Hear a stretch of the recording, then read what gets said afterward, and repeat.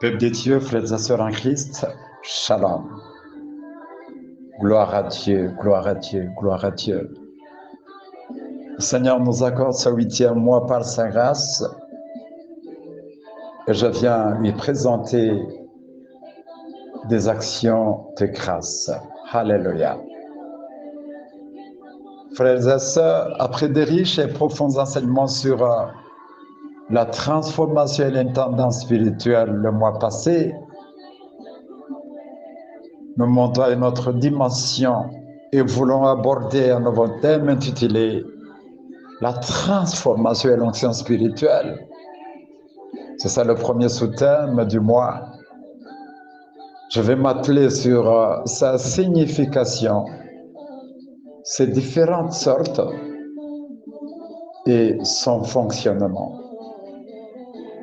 Pour les 4 dimanches qui vont suivre, nous aborderons les sous-thèmes ci-après. La puissance de l'onction spirituelle.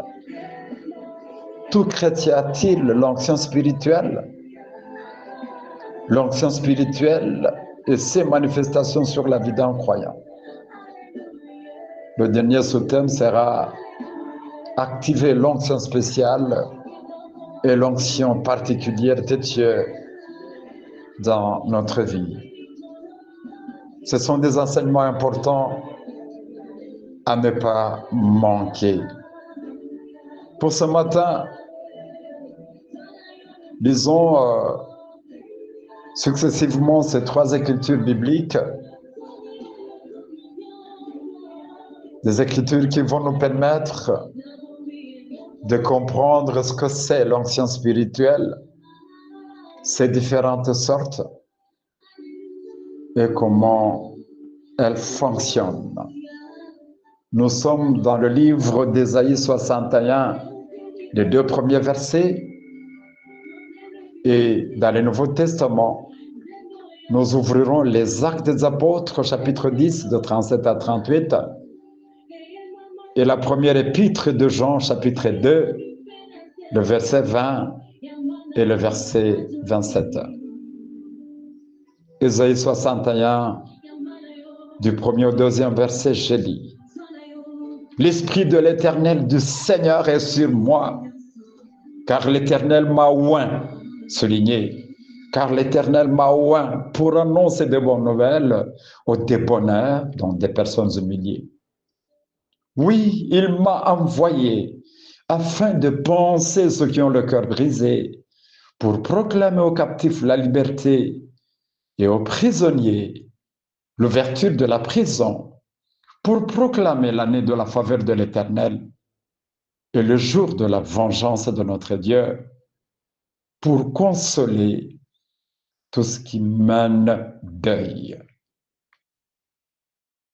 Passons à la lecture du livre des Actes, chapitre 10, de 37 à 38. Vous savez ce qui s'est passé, à commencer par la Galilée, puis dans toute la Judée, après que Jean ait appelé les foules à se faire baptiser. Ensuite, Dieu a oint Jésus de Nazareth en répandant sur lui la puissance du Saint-Esprit. Celui-ci a parcouru le pays en faisant le bien et en guérissant tous ceux qui étaient tombés sous le pouvoir du diable, car Dieu était avec lui. La première épître de Jean, chapitre 2, le verset 20 et le verset 27. Vous avez l'onction de la part du Saint et vous connaissez toutes choses. Pour vous, l'onction que vous avez reçue de lui demeure en vous et vous n'avez pas besoin qu'on vous enseigne. Le verset 27. Mais comme son onction vous enseigne toutes choses, et qu'elle est véritable, et qu'elle n'est point un mensonge, demeurez en elle, selon ce que vous avez appris. Parole du Seigneur. Alléluia.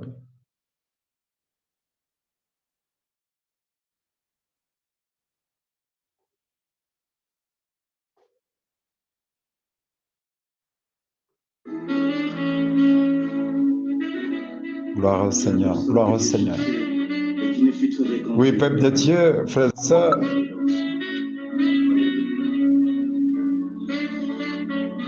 nous passons à la première question. Qu'est-ce que l'onction spirituelle? Le mois passé, lorsque nous étions en train de partager sur la transformation et l'intendance spirituelle, nous avons appris que dès le commencement, le Créateur a donné à l'homme des talents afin qu'il puisse exercer certaines responsabilités. La prophétie d'Ésaïe que nous venons de lire révèle les missions essentielles conférées au Messie et comment il devra travailler sous l'inspiration et l'autorité divine. Cette onction céleste lui confère le pouvoir et la capacité d'apporter des changements visibles et significatifs dans la vie des gens. Ça, c'est Ésaïe 61, de 1 à 2.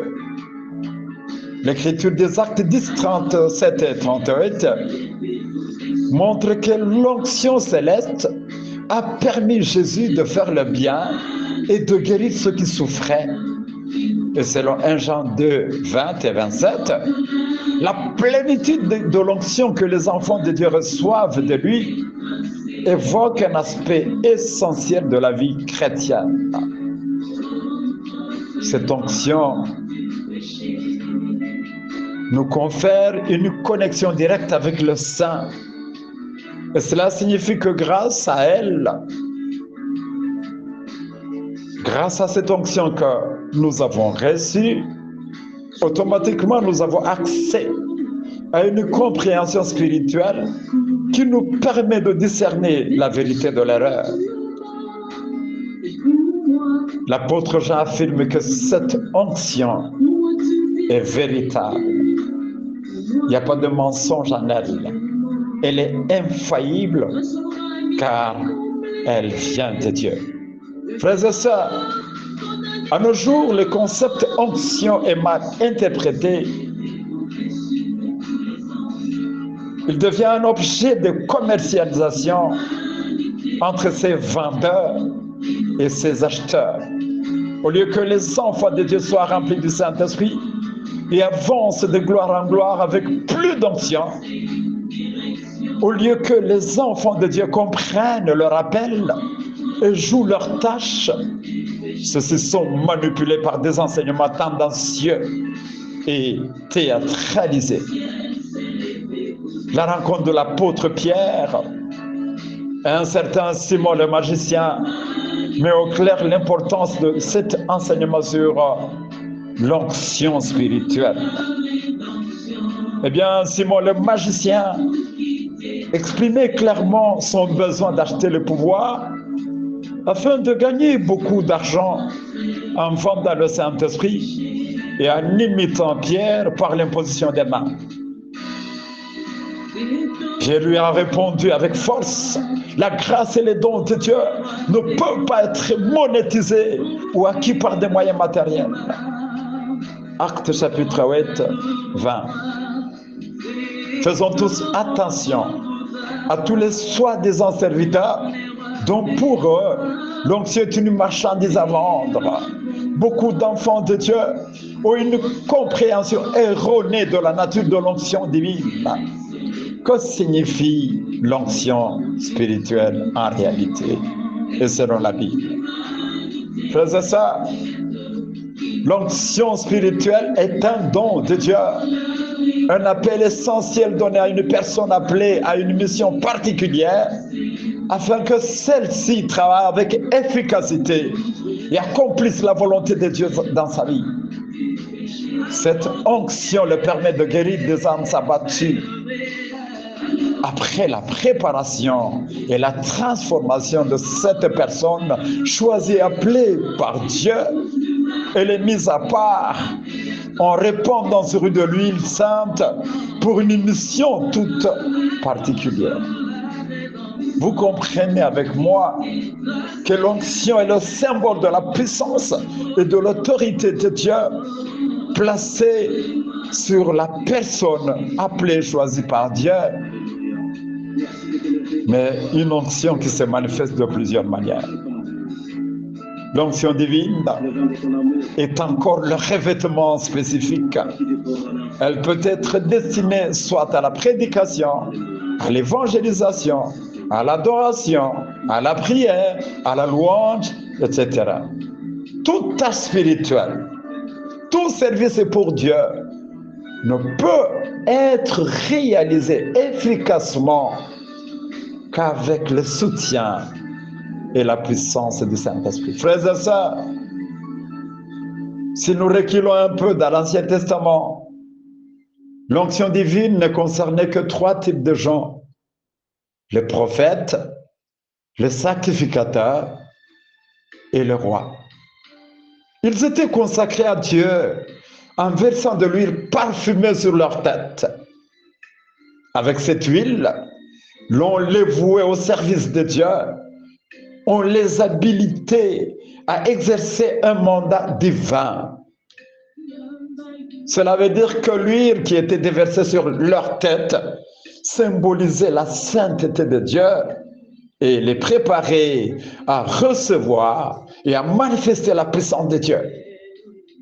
Comprenons bien que l'onction spirituelle est un acte sacré à ne pas prendre à la légère ou à mal interpréter. Dans la Nouvelle Alliance, gloire à Dieu, chaque chrétien, comme nous l'avons lu dans la première épître de Jean chapitre 2, chaque chrétien est appelé à la mission du renouveau spirituel en continuité de l'onction de Dieu donnée à Jésus de Nazareth. L'onction spéciale du Saint-Esprit sert à transformer chacun de nous, à nous amener à la hauteur de ce que Dieu attend de nous. Cette onction divine est unique, mais comme je l'ai dit haut, elle se manifeste de plusieurs formes, selon ce que Dieu veut accomplir à travers notre vie, pour un mandat, une mission toute particulière. Le diable hait avec une grande colère tout enfant oint par Dieu, d'où il doit bien conserver son onction en étant constamment connecté à Dieu, la source de la véritable onction.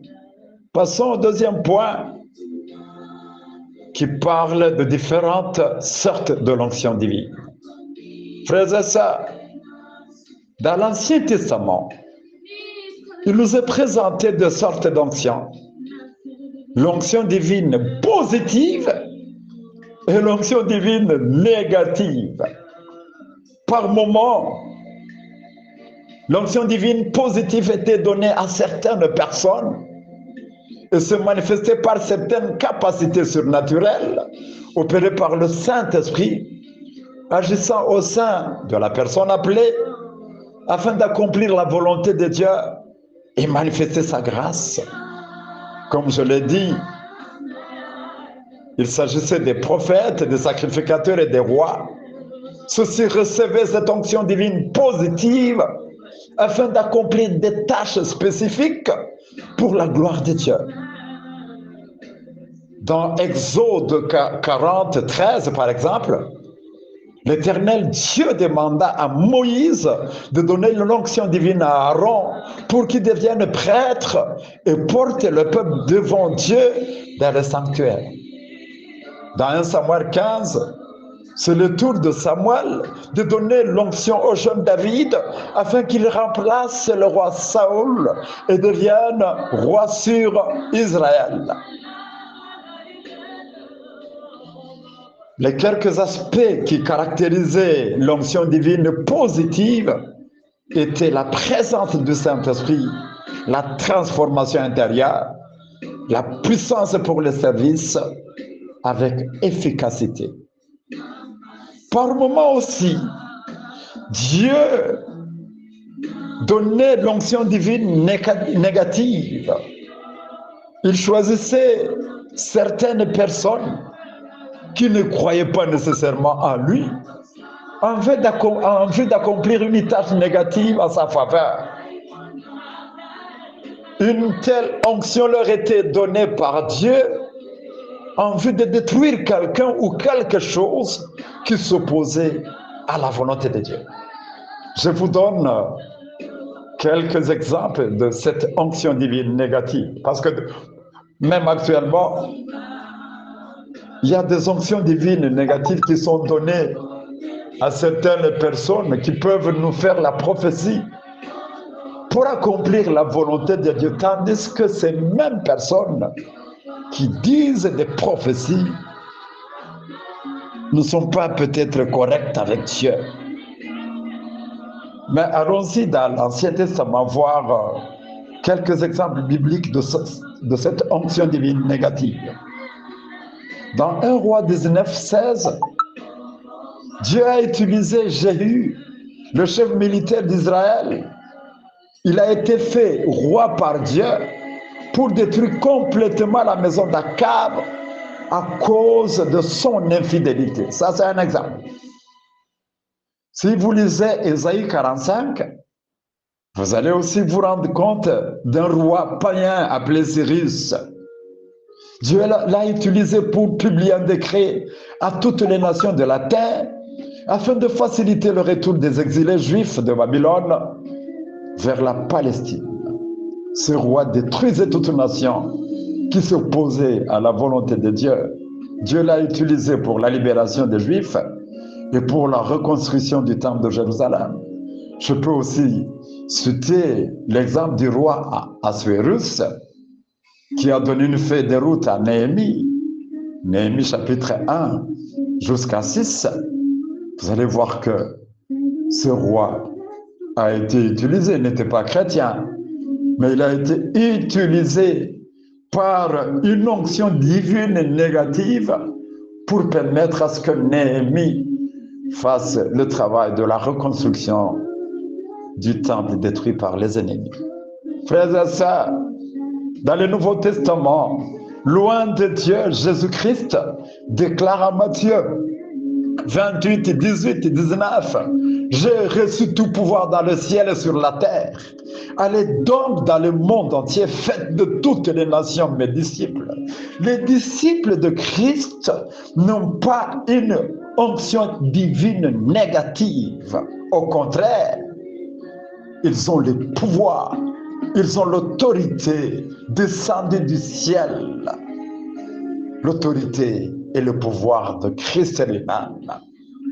Vous allez comprendre que quand nous lisons et relisons Matthieu 28, 18, 19, ces versets établissent non seulement le pouvoir et l'autorité de Jésus, mais aussi la charge du ministère.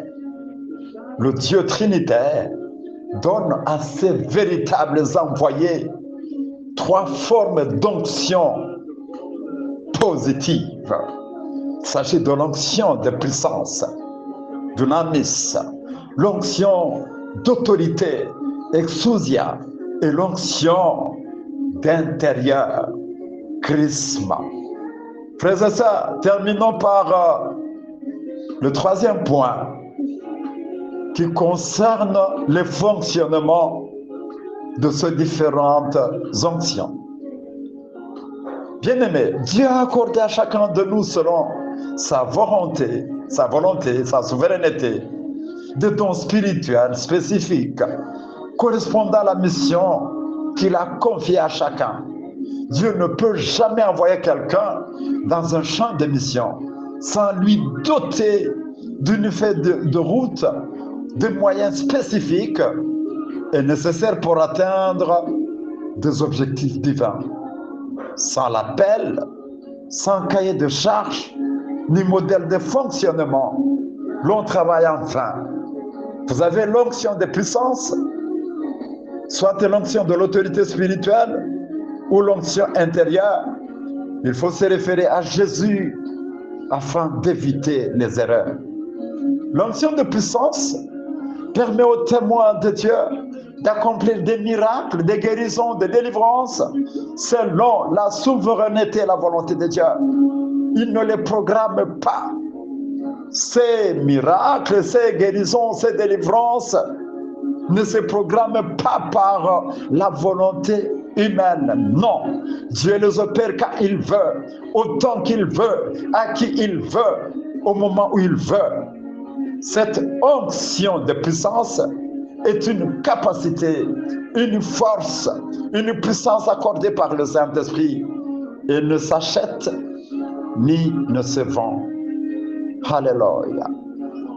L'onction de l'autorité spirituelle consiste dans le droit d'exercer la puissance de Dieu dans d'autres domaines. Le premier, c'est la prédication, l'enseignement de la parole de Dieu. Donc, la confirmation de la parole de Dieu par la guérison des malades et la délivrance des personnes opprimées par les démons. Ce genre d'onction que nous avons perdu en Adam, nous l'avons retrouvé en Christ. Lisez Luc 10, 19. Vous allez comprendre que le pouvoir nous a été donné de marcher sur les scorpions, sur les serpents, et rien ne pourra nous nuire. Il y a encore l'onction dite intérieure. C'est une onction qui réside dans le disciple de Dieu, dans l'envoyé de Dieu. C'est une présence intérieure qui donne la sagesse, la compréhension des secrets cachés de Dieu et la direction divine. Bien-aimés, au sein de l'Église du Seigneur, ces trois dimensions d'onction divine se complètent, travaillent ensemble en vue d'équiper le corps de Christ, l'aider à vivre une vie chrétienne digne et servir Dieu efficacement. Frères et sœurs, pour terminer cet enseignement, l'onction divine n'est pas à confondre tout simplement avec la puissance. Elle implique l'appel de Dieu adressé à quelqu'un pour une mission précise. Dans Matthieu 9, 37, Jésus-Christ est en train de dire à ses disciples, « La moisson est abondante, mais les ouvriers sont peu nombreux. » Tu as besoin de chacun de nous pour l'oindre pour une mission bien déterminée. Dans ce vaste chantier du Seigneur, c'est le moment que tu réfléchisses personnellement ou que nous réfléchissions collectivement sur notre engagement. Chacun de nous est appelé à se lever, à prier, à vouloir comprendre son appel particulier, son onction particulière. La question pratique que chacun de nous devrait se poser est la suivante. Quel est le type d'onction que le Seigneur m'a donné et comment puis-je me comporter pour que je m'en serve comme Dieu l'exige? À chacun de nous d'y répondre et de se mettre à l'action. Que l'Esprit de Dieu donne à chacun de nous la compréhension et l'obéissance pratique. Au nom de Jésus-Christ, notre Seigneur et Sauveur. Amen.